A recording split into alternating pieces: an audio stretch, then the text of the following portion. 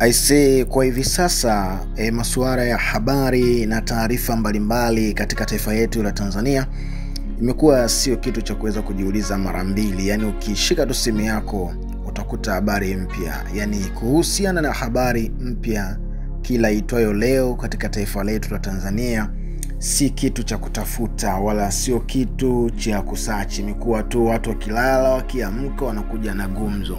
Pamoja na yote ambayo yanaendelea kutokea katika taifa letu hili la Tanzania kutokea au kuanzia ule wakati wa Oktoba 29, imekuwa yanazungumzwa maneno mengi zaidi kuhusiana na mambo mengi sana ambayo yalitokea. Naye Wasira leo amejitokeza na kusema kwamba yapo mataifa yanaumizwa na kasi ya maendeleo yetu. Yani maendeleo ambayo yanapigwa katika taifa letu hili la Tanzania. Kuna mataifa yanaumizwa na maendeleo katika taifa letu hili la Tanzania.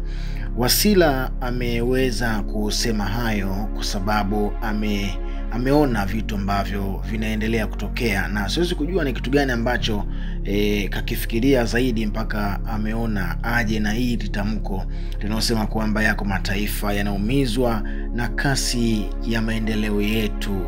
Hayo ni maneno ya Wasira na wala sio ya kwangu. Sasa wewe ukiwa kama Mtanzania, ukiwa kama mwana East Africa au ukiwa kama Mwafrika, unaweza ukatuambia ni kitu gani ambacho unadhani mataifa mengine